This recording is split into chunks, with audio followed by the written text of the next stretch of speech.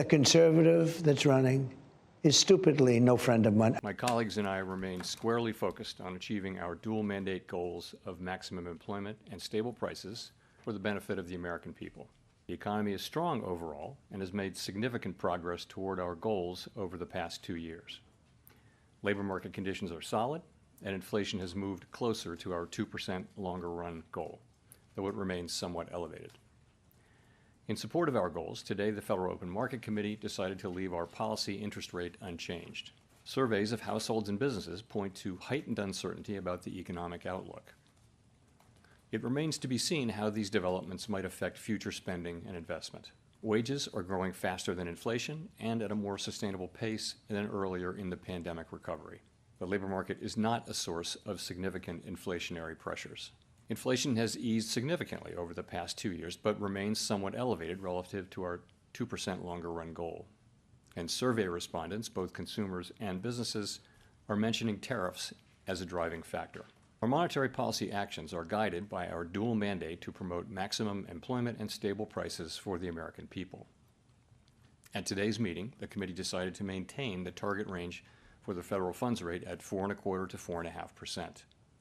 Looking ahead, the new administration is in the process of implementing significant policy changes in 4 distinct areas: trade, immigration, fiscal policy, and regulation. It is the net effect of these policy changes that will matter for the economy and for the path of monetary policy.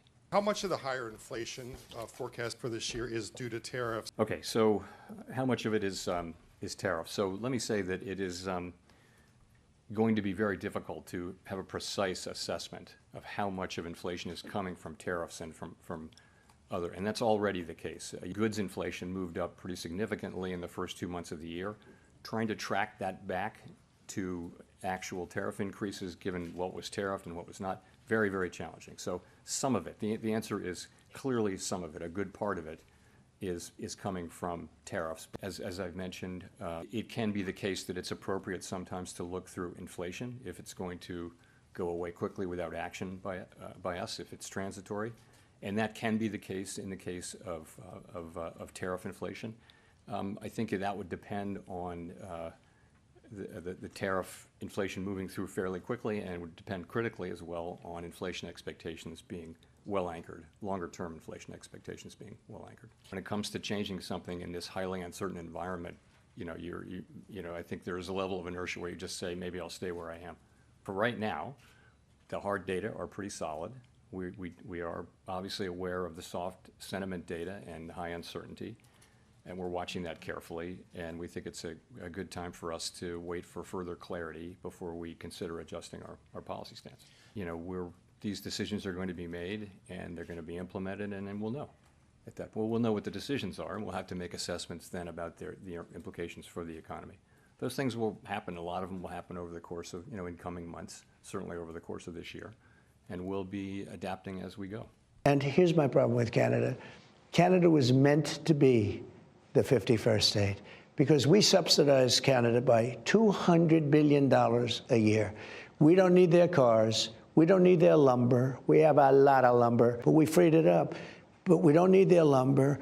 We don't need their energy. We don't need anything. One of the nastiest countries to deal with is Canada. They'd say, well, we don't charge. Well, they do. They charge tremendous. They charge tremendous. And if you look at dairy products, what they've done to our farmers, do you know that Canada has a 250% tariff? 250, nobody knows that.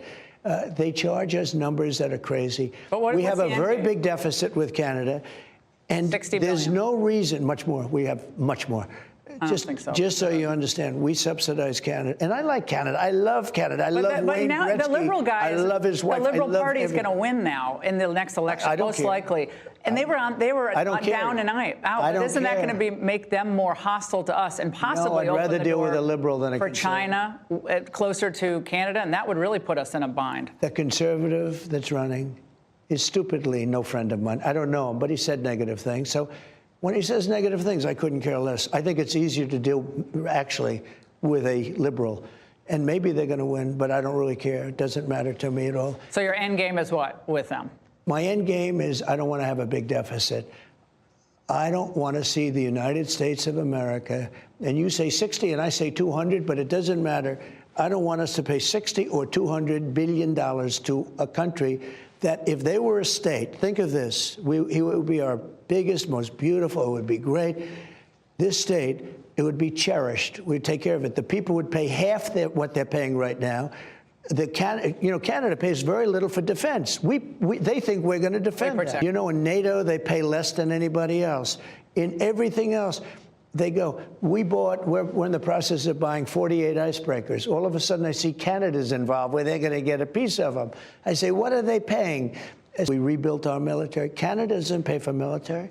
They don't give any, they give us nothing. And they are the worst people to negotiate with of everybody. They had with USMCA. You finally got them around the edge on that, though. I got them there. And USMCA is good, but they cheat. You know, an agreement's good, but they cheat.